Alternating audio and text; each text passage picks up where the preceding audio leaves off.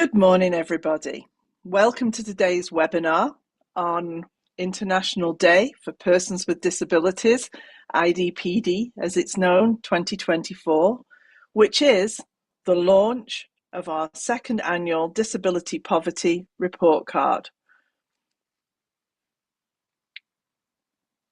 My name is Michelle Hewitt, and I'm the co-chair of Disability Without Poverty, and along with Rabia Khedr, who is our National Director, we will be your hosts for today's event.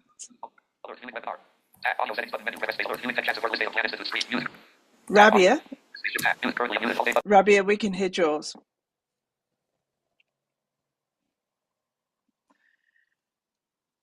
Before we begin with the webinar, I'm going to go over our accessibility components and agenda for today. We fully acknowledge that the Zoom platform isn't fully accessible to every disabled person. We do our very best to build in the accommodation features that are available to us, like ASL, LSQ, and French language interpretation. The chat has been disabled to accommodate presenters and people with low vision for whom it is distracting.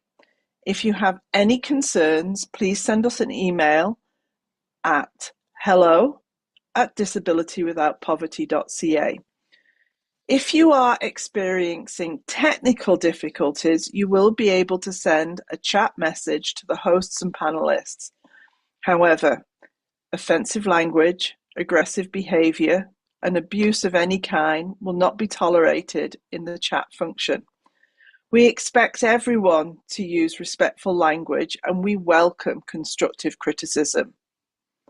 Discriminative, offensive, and abusive language will result in individuals being removed from the webinar. For all questions that you may have, please put those in the Q&A box, usually at the bottom of your screen. We'd greatly encourage you to share your questions, as we'll respond to as many as we can towards the end of this webinar. Our meeting today features simultaneous English and French translation, LSQ and ASL interpretation, and English and French captioning. Please take a moment to adjust your settings as appropriate. First, please select your preferred language, English or French. You do this by selecting the interpretation option on your Zoom menu. Once you select this option, you will not need to change language settings again during the presentation. You must select a language even if you want to hear this presentation in English. If you are using a mobile device, such as a phone or a tablet, you can find language interpretation options under More. For those who require ASL or LSQ interpretation, we will be spotlighting those components throughout the presentation. No need to do anything. These will automatically remain on your screen. To enable captions, select the Captions option on your Zoom menu. If you would like to adjust the size and placement of these captions, you will need to go into your Zoom accessibility settings. For those of you who would like to access French captions for the event today, please click on the link that has been put in the webinar chat box to access those online. If we can support you through this presentation, please send us a message in the chat box and someone will assist you. For any additional settings, please go to your personal Zoom account settings or your in-webinar audio settings for more customization. So to summarize, select your language using the interpretation option. Enable captions if required. And finally, make sure to share your questions in the Q&A box. Our team members are on hand to help you with any technical difficulties you may be experiencing. I am speaking to you from Kelowna, BC, situated on the unceded and ancestral lands of the Okanagan Syilx people. I am deeply grateful to live here as an uninvited settler. I pass on to Rabia to continue with the land acknowledgement for us nationally. Good morning, good afternoon. My name is Rabia Khedr. I'm the National Director of Disability Without Poverty. I am a person with a disability with lived experience. I am blind with siblings with disabilities, and I am situated in Mississauga, the most recent territories of the Mississaugas of the New Credit, to whom I am eternally grateful for living and thriving on this land. The ancestors who preserved and protected this land, whose descendants continue to be stewards of this land, we are very grateful to. On Turtle Island, from sea to sea to sea, we are grateful and committed to truth, reconciliation, disability justice for all Indigenous peoples, First Nations, Métis, and Inuit on Turtle Island, and globally around the world. At a time when disablement is happening in unimaginable forms around the world, we are aware and recognize it, and we mark this day with hope and opportunities for a better tomorrow.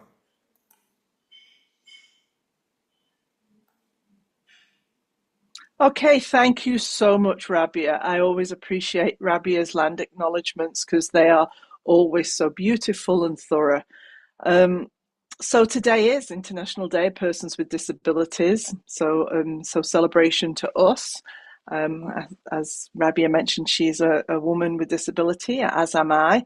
I'm a full-time power wheelchair user with multiple disabilities that arise from my fairly advanced MS.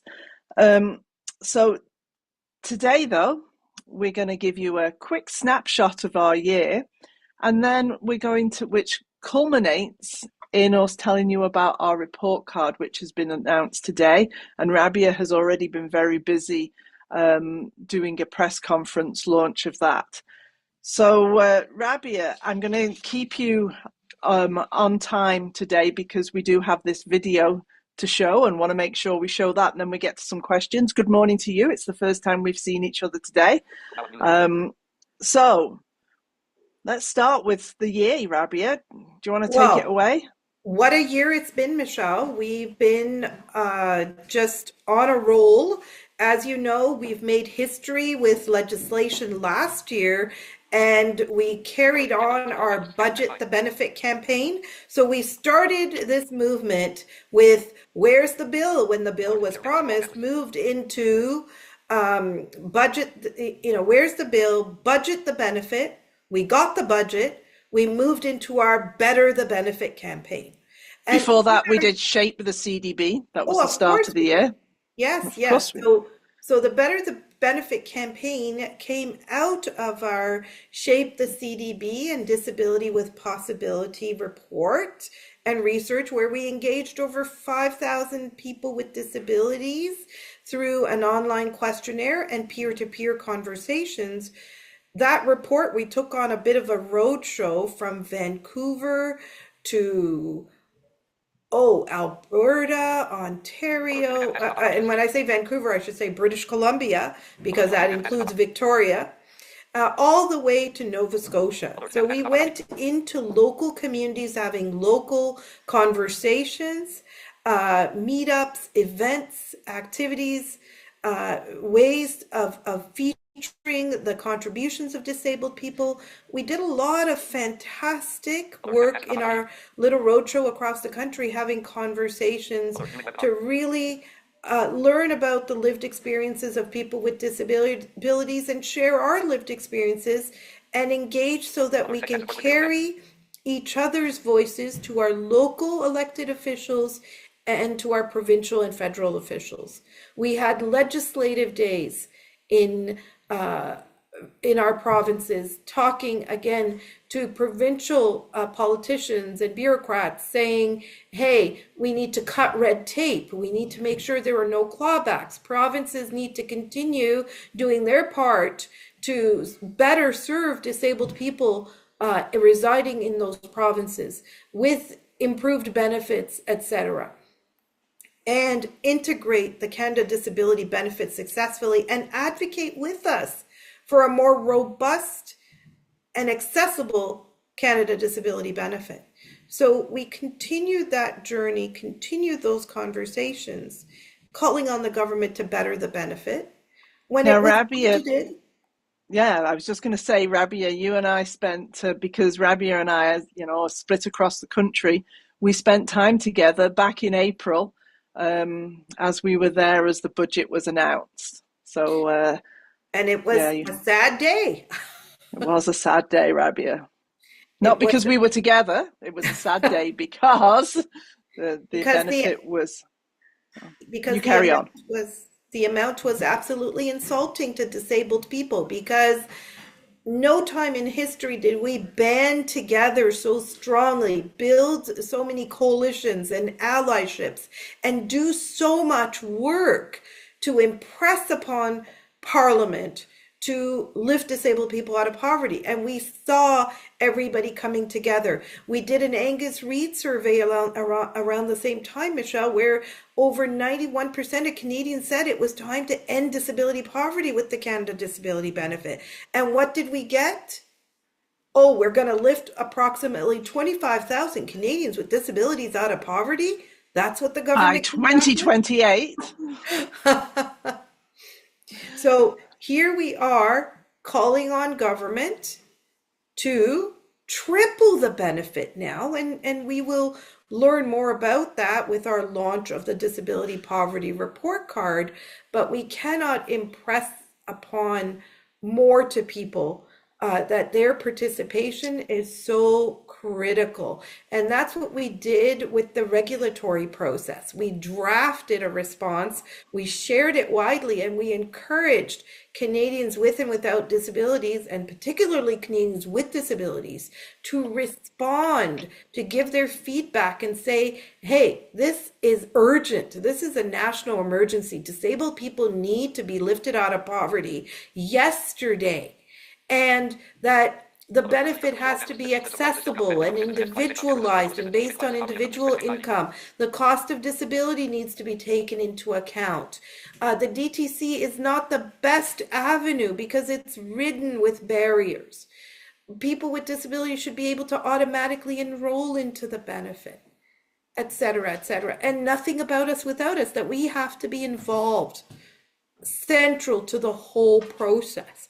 Disabled voices and viewpoints have to be captured if we are truly to lift disabled people out of poverty with a successful Canada Disability Benefit. And here we are, Michelle, coming out with our report card today.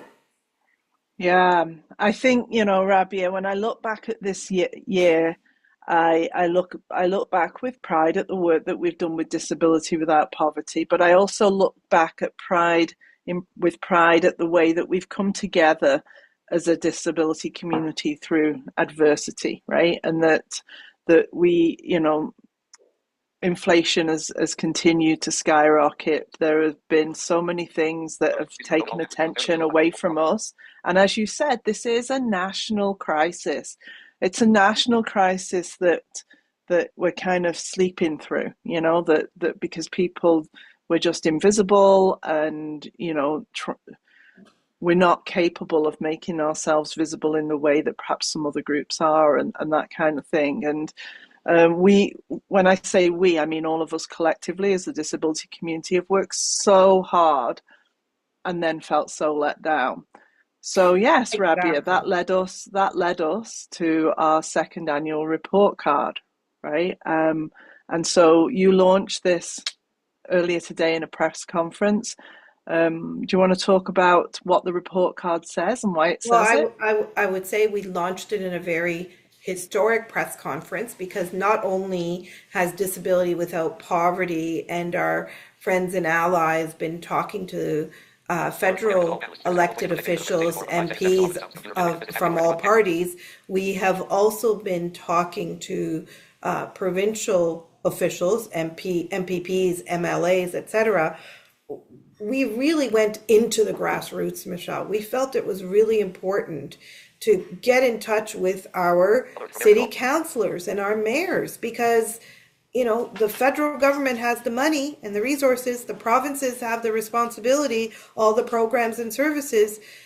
The cities, the municipalities, the towns, the communities actually see the problems, see the lived experiences, the lived realities, the daily struggles of disabled people living in poverty. So we involved mayors. The mayors of Mississauga and Brampton stood alongside us with our disability poverty report card today, our report card 2024 that is giving a failing grade to the government.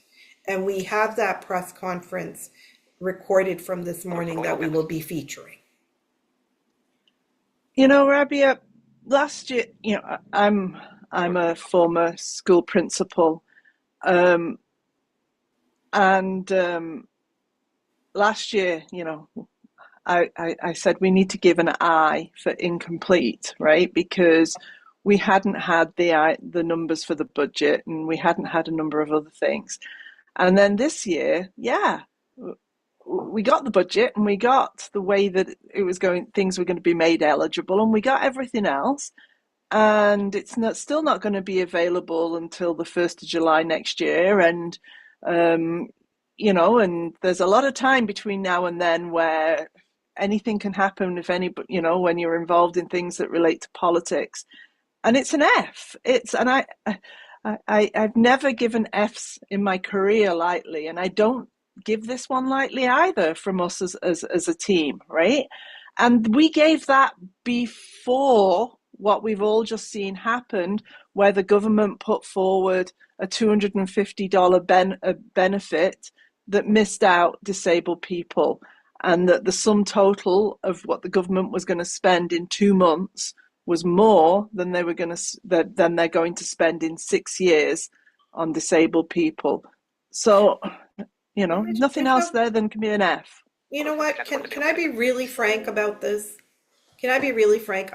You know, with all not, you know, partisan, nonpartisan, whatever, politics aside, I'm very sad because I think we, the 27%, do not count when it comes to constituents, when it comes to who politicians need to pander to for votes.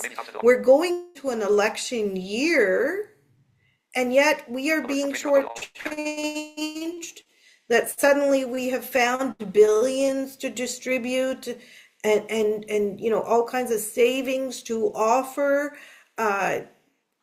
you know, to kind of give out, you know, holiday gifts to Canadians who we feel will be swayed to vote for us, really?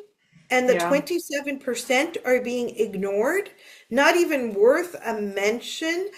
This Canada Disability Benefit Act was legislation of government, and yet the government is bragging about, you know, a supply and confidence agreement product, dental care and pharmacare, and the already existing Canada Child Benefit, etc., in their infomercials celebrating their achievements, with no reference to the Canada Disability Benefit, which in fact was historic legislation, even if it's budgeted inadequately. Yeah, it seems like they just forgot, right? It seems like, you know, once again, out of sight, out of mind. Even though you have your own piece of legislation that you've put forward. I mean, just everybody know I am as non-partisan as I can possibly be. We have always taken the position that we will work with whichever party will work with us to make the lives of disabled people better. You know, and if I had a political party, it would be Make Disabled Lives Better party, right? And that's all I'm interested in. And I just want to know where that's coming from, because I don't see it at the moment. Okay, so I'm going to say though, Rabia, because I'm looking at the time and I have a schedule in front of me, that it is time for us to move on to the press conference from this morning. So I'm going to ask Mahmoud if you can play that for us. Thank you.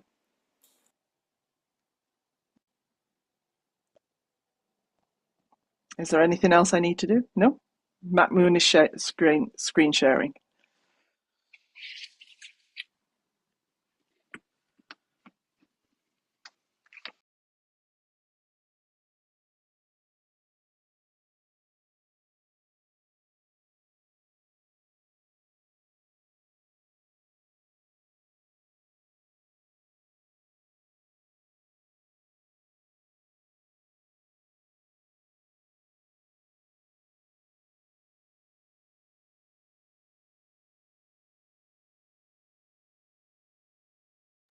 Oh, Mamoon, there's no audio coming through. We see the captions, but there's no sound. Can you just make sure that you have pressed the share sound button, please? Yes, they're selected. Just give me 1 second. I'm just going to actually do it again, okay? Okay, thank you. Yeah.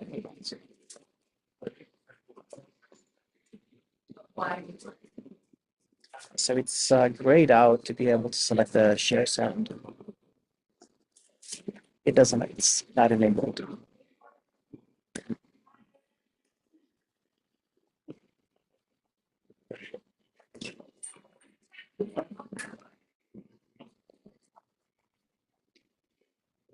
Hello, can you hear me? Can anybody hear me? Oh, yeah, that is... Okay, Yeah, I think you need to try exiting the share, close it out, and then start again.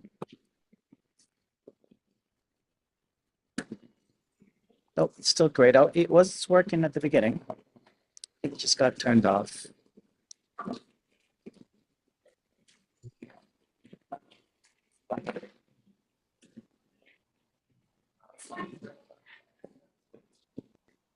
Just hold on with us, folks, while we just go through a few technical difficulties. Okay, try stopping sharing the video altogether, because currently it is still shared.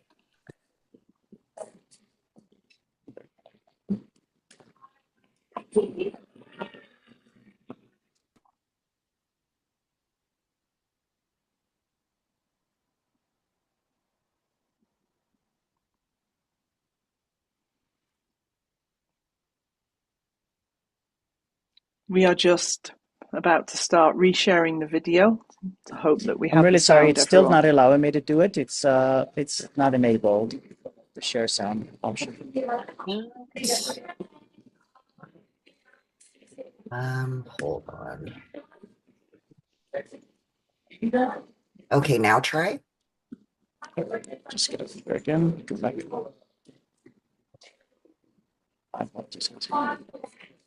Oh, here we go. Excellent. Thank you.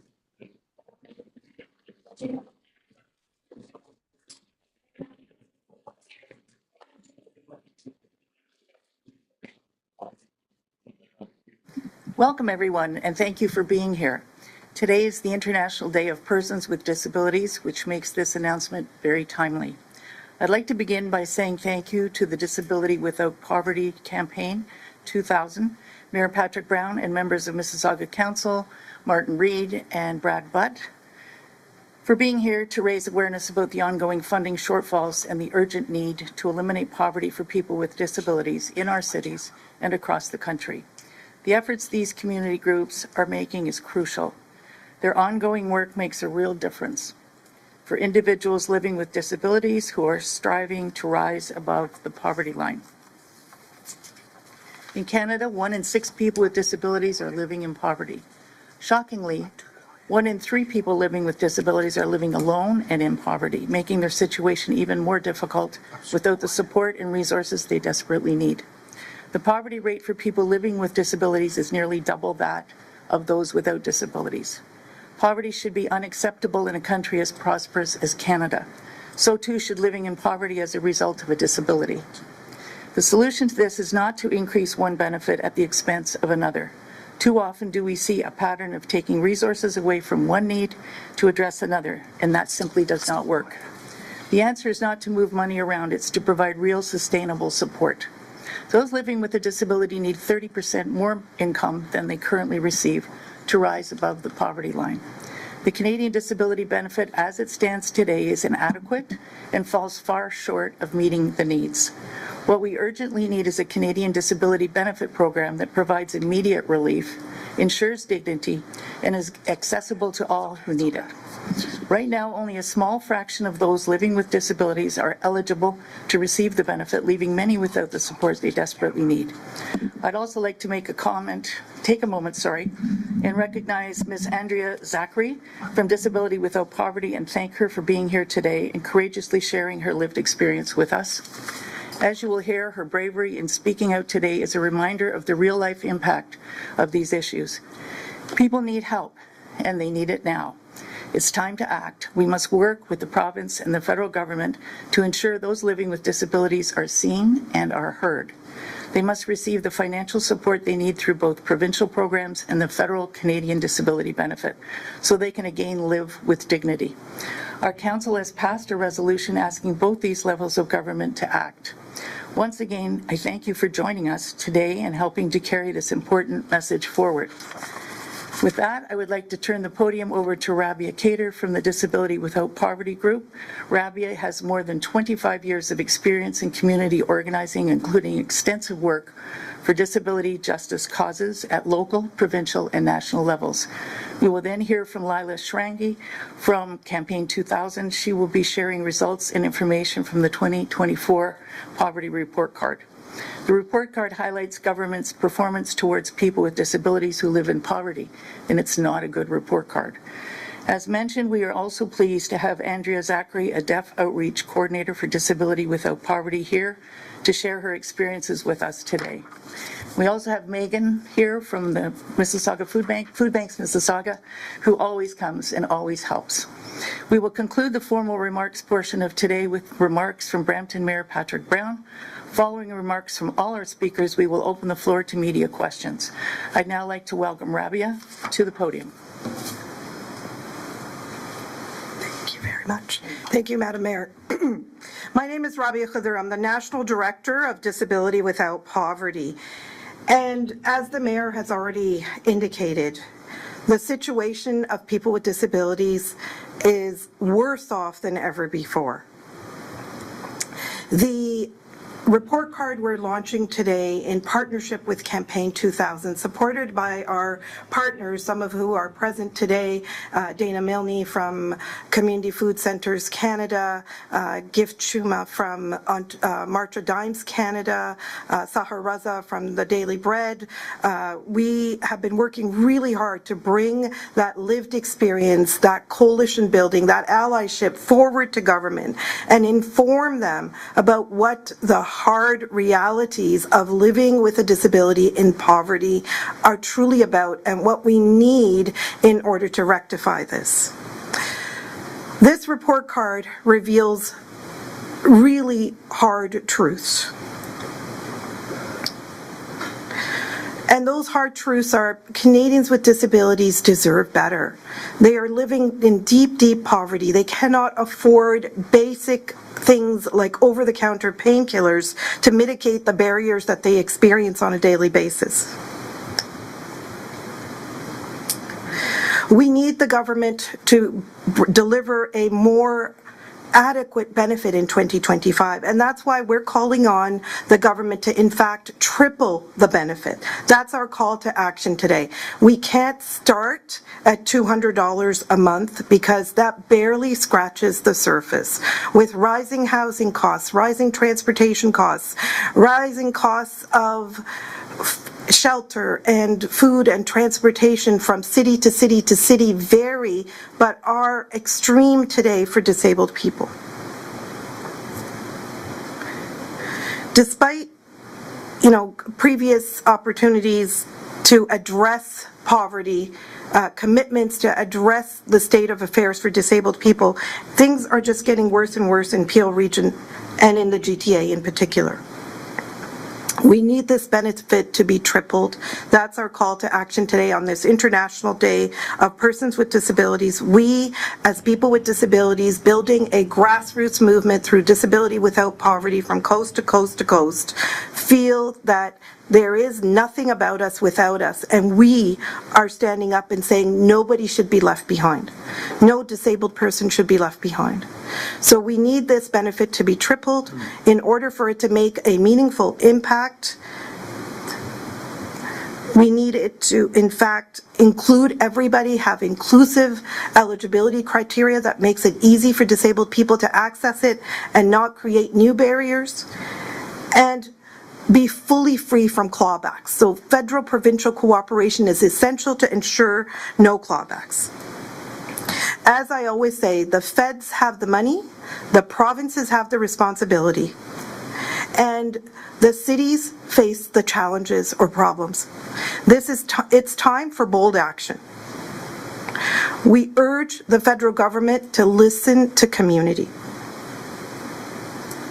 fulfill its promises, and deliver a benefit that truly addresses disability poverty. To all of our partners and allies here today, your voices are vital to sending this message loud and clear. Together, we can demand the dignity, equity, and justice that people with disabilities deserve. Canada has a choice: continue failing its citizens, or lead the way toward eliminating disability poverty. Thank you, and now over to Leila Sarangi. Thank you very much, Rabia. It's an honor to be here and to work alongside you in Disability Without Poverty. My name is Leila Sarangi. I'm the National Director of Campaign 2000, which is a pan-Canadian coalition of over 120 organizations working to end child and family poverty. And we have been tracking, monitoring, and reporting out on poverty in Canada for over 30 years. We're hosted by Family Service Toronto, a large multi-service organization in Toronto that has a big portfolio supporting adults and children labeled with developmental disabilities. And I am going to talk to you a little bit more about the findings from this year's report card. We use the Canadian Income Survey to look at the poverty data, and then we look to the Labour Force Survey and the Survey on Canadian Disability for employment data and socio-demographic data. And unfortunately, that socio-demographic, as we heard, 1 in 6 people with disabilities over the age of 15 are living in poverty. That's 1.5 million people in this country with disabilities who are living with not enough incomes to meet their basic needs. There was a huge increase between the years 2020 and 2022, the latest data that we have. That's when 208,000 more people with disabilities fell into poverty. That is an extreme growth. Women with disabilities are more likely to live in poverty than men. It's about 894,000 women with disabilities compared to 627,000 men with disabilities living in poverty. And the rates are much higher for those who live alone. About 1/3 of people with disabilities living alone are living in poverty compared to 10%.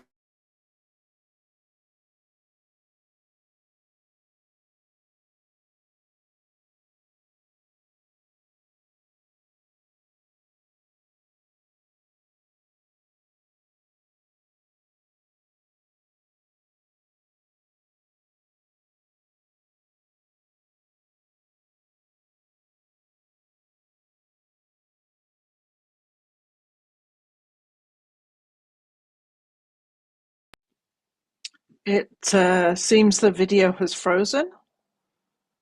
Could somebody, Mahmoud, could you have a look at that, please? Or somebody tell me where we're at and what we're doing?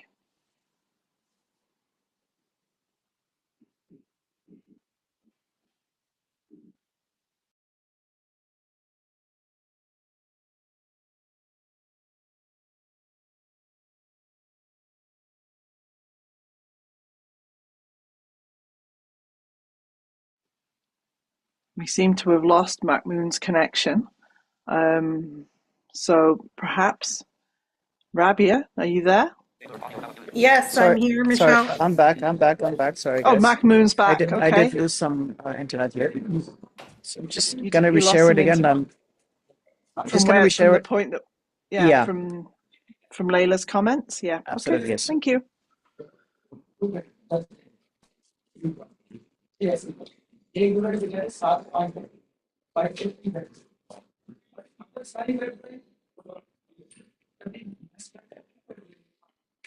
Child and family poverty, and we have been tracking, monitoring, and reporting out on poverty in Canada. It's about 894,000 women with disabilities compared to 627,000 men with disabilities living in poverty. And the rates are much higher for those who live alone. About 1/3 of people with disabilities living alone are living in poverty compared to 10% of those in families. When we look at age groups, seniors with disabilities who live alone, 40% of seniors with disabilities who live alone are living in poverty. That's a very vulnerable part of the population.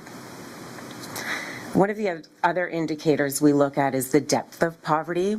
How far away from the low income measure are incomes falling? 30%.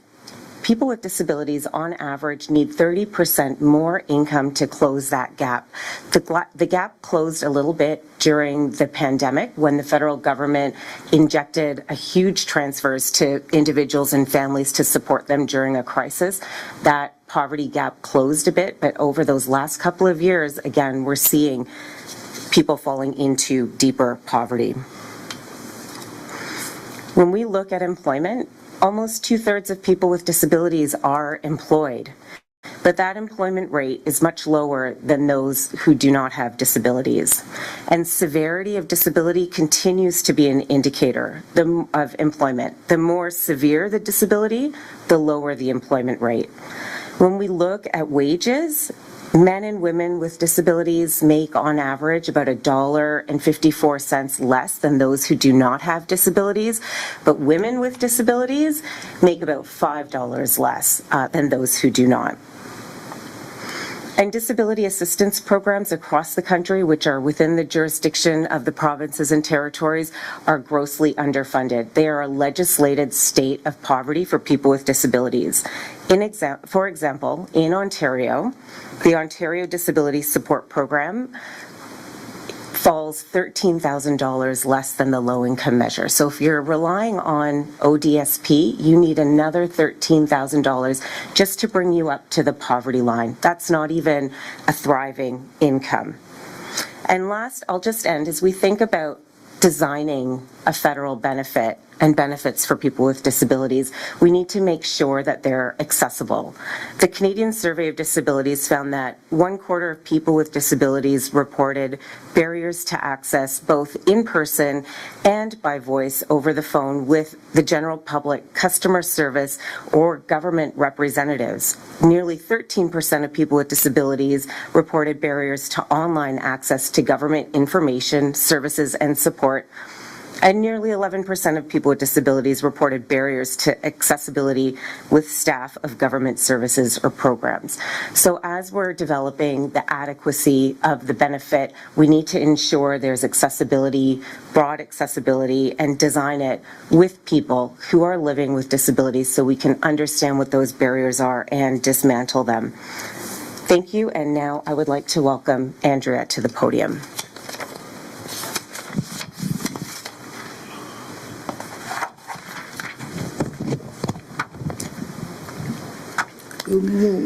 Good morning, everyone. Thank you for being here. Thank you for joining us today to support our incredible movement here with Disability Without Poverty. My name is Andrea Zackary, and I'm an oral deaf individual, and I've been proud to be involved with Disability Without Poverty as a community lead advocate for the deaf and hard of hearing community since 2021, with the focus specifically on advancing the Canada Disability Benefit. I'm also the founder of my own business, Deaf Events and Beyond, a company I established in 2014 in Brampton, Ontario. Our mission is to empower the deaf and hard of hearing community and to bridge social gaps through inclusive events. As a mother of 6, I've been running my company for nearly a decade. And yet, despite my hard work, my family continues to face financial struggles. Like many others in the disability, deaf, and hard of hearing community, we encounter significant challenges in meeting our basic needs. Even though I report all of my earnings to ODSP, it's still not enough to cover the cost of essential assistive devices such as hearing aids, specialized alarm clocks, and safety equipment. Programs like the Assistive Devices Program, or ADP, do provide some help, but they don't cover enough for working Canadians with disabilities. For example, I often have to pay out of pocket for ASL English interpreters for meetings, which highlights the barriers we face in accessing language and communication.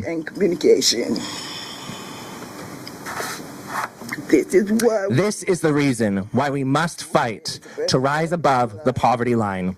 Disabled individuals deserve to live a life that is fulfilling and with dignity. You may not know, but people with disabilities are twice as likely to live in poverty because of the barriers we face in accessing housing, employment, and other opportunities. In the deaf and hard of hearing community alone, in my community, the unemployment rate is a staggering 37.5%. Let's be honest here. Simply put, $200 a month is not enough to make it. It's not enough for my family. It's not enough for the countless other disabled Canadians trapped in the deepest levels of poverty. Our government at all levels has failed to adequately support the disability community, and we cannot afford to wait any longer. Change must happen now. Let me end with a clear message. Nothing about us without us. We demand an end to legislated poverty for people with disabilities now. Thank you. I'd also like to welcome Mayor Patrick Brown to the podium.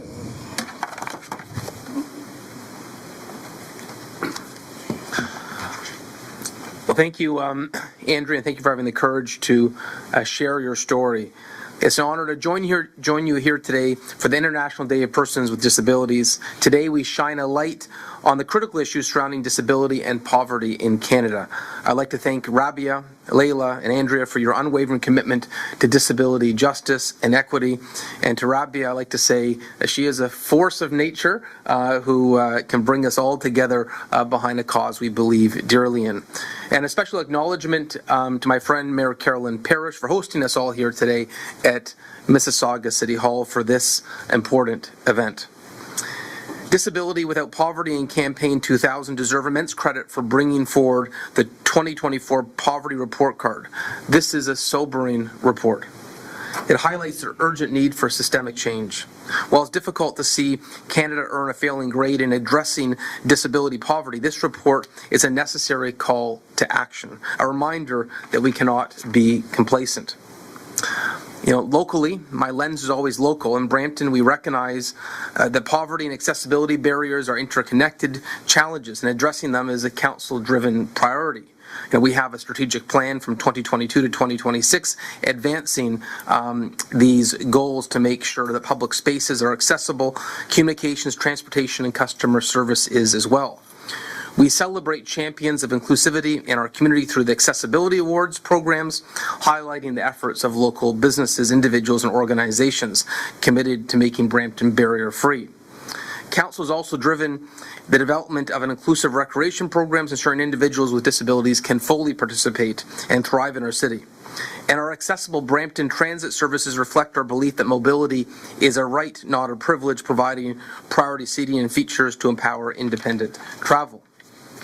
And while cities like Brampton and Mississauga are making strides, it is clear it is unequivocally clear with this report card that the Canada Disability Benefit, as it stands, is inadequate to meet the critical needs of persons with disabilities, particularly in Peel Region.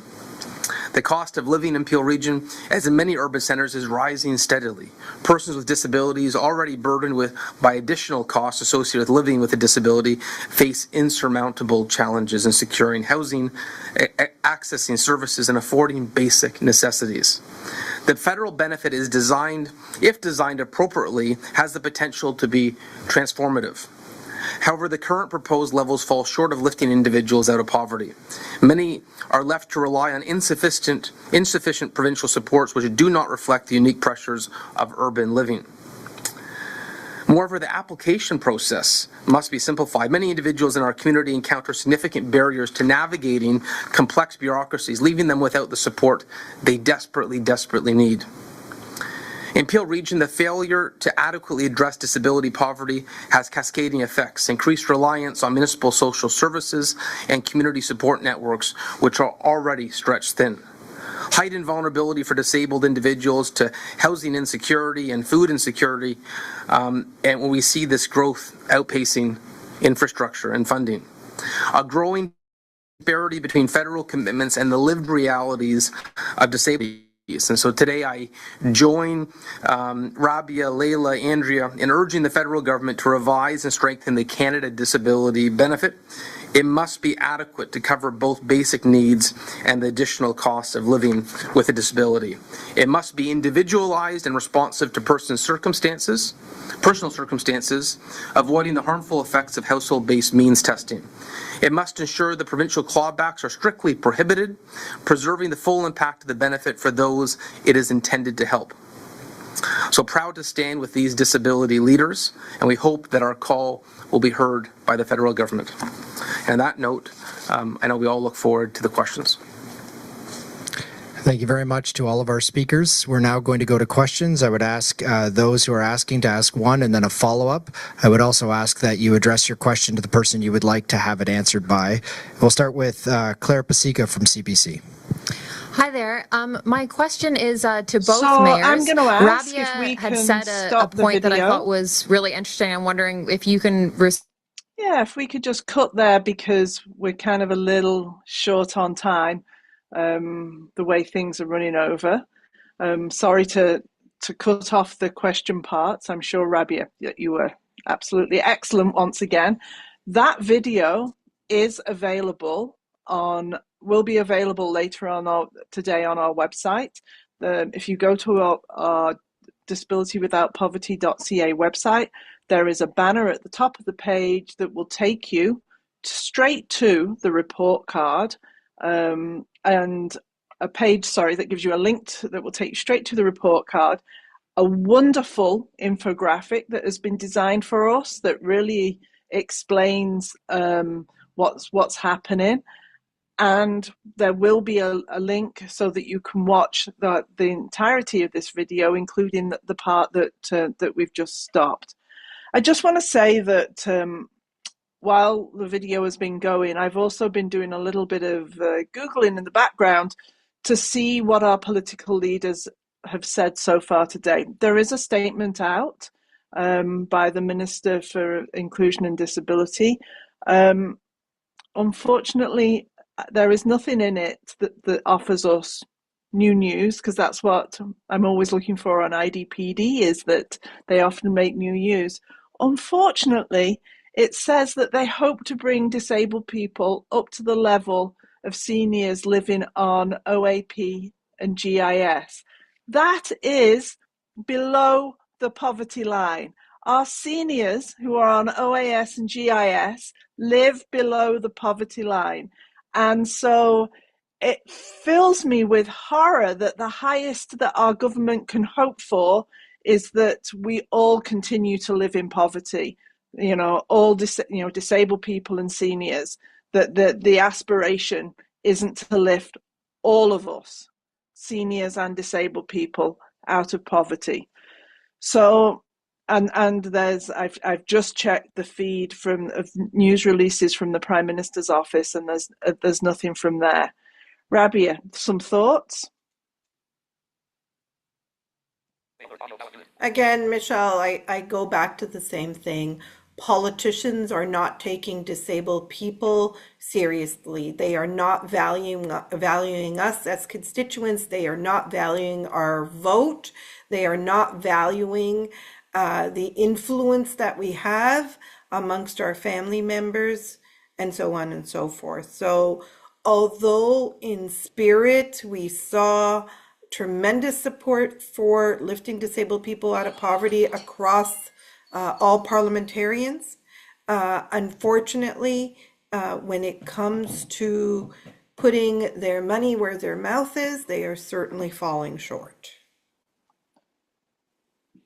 So I just want to say that we have a limited we have a limited amount of time, and I'm not seeing questions that I can answer in the Q&A. I see something from an anonymous attendee saying, please see the comments in the chat. These things must be addressed. I'm not sure what you're referring to.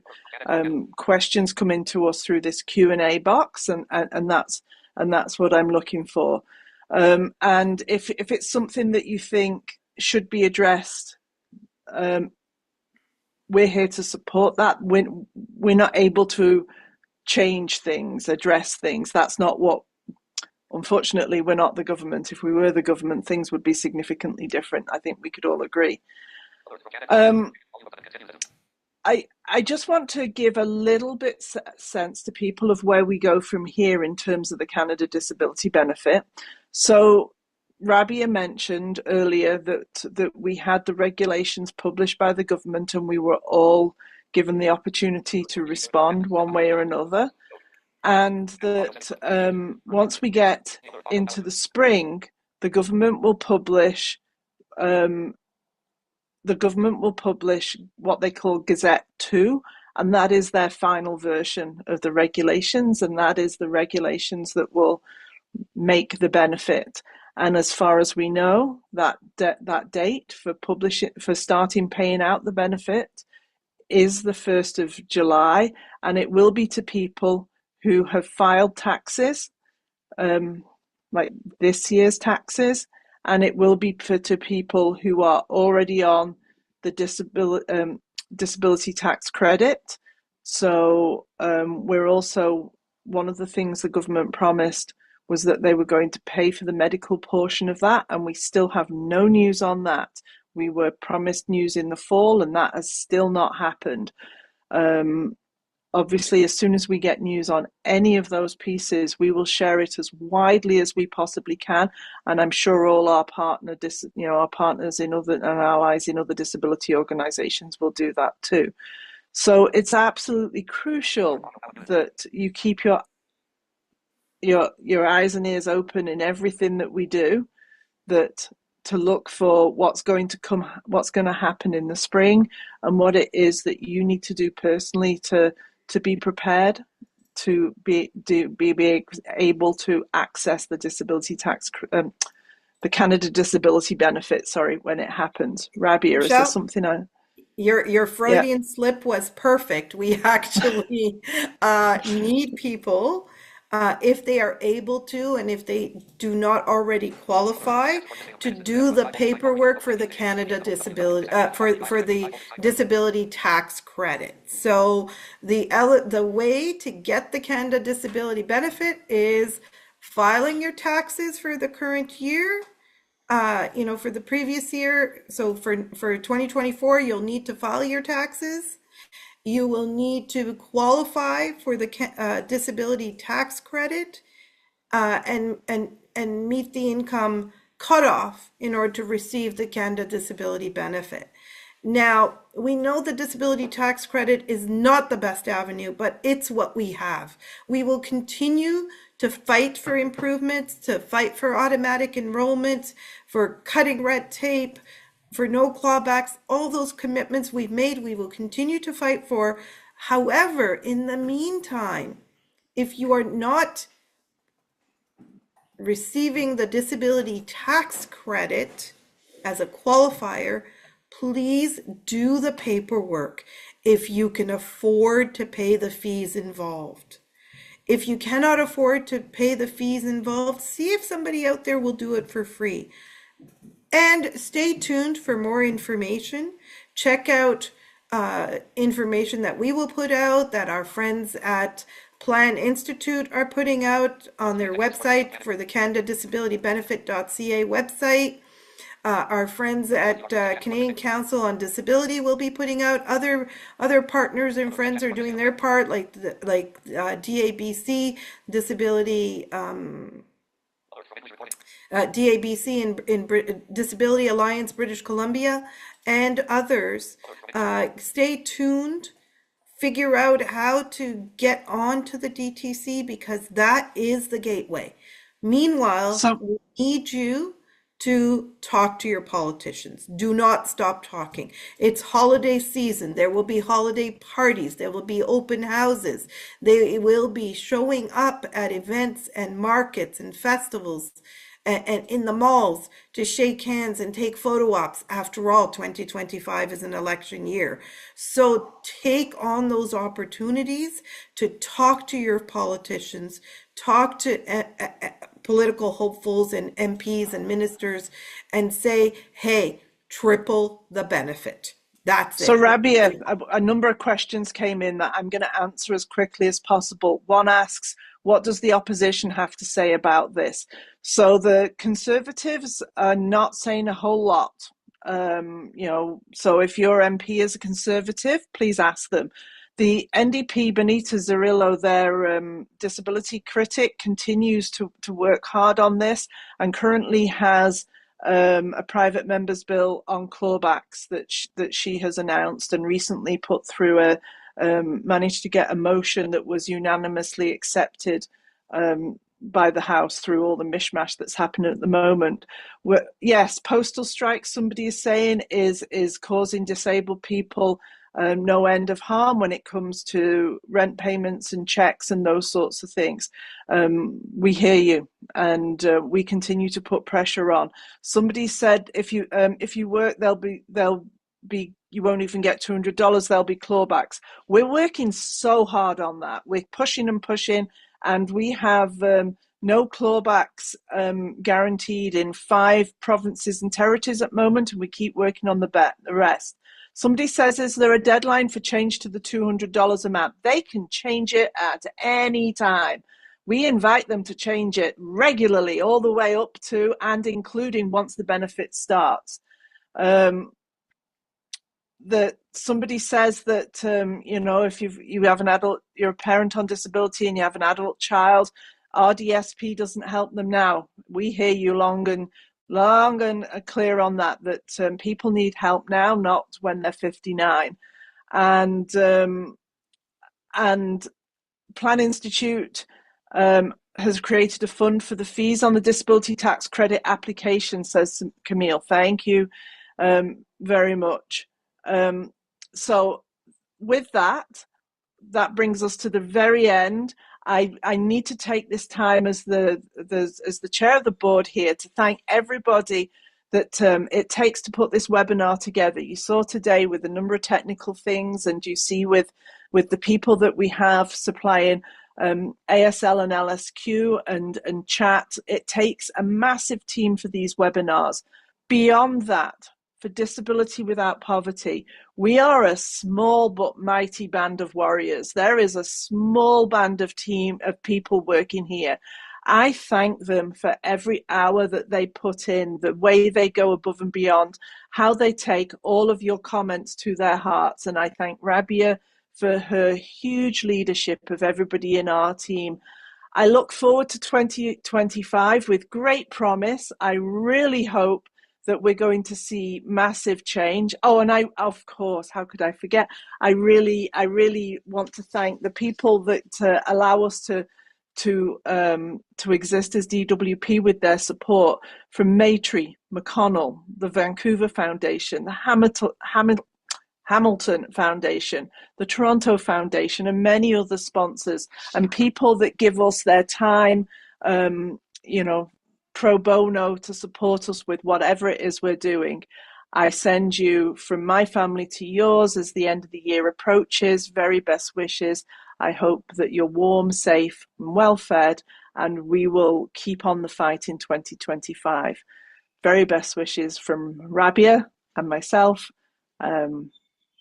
That's where we end. Thank you very much.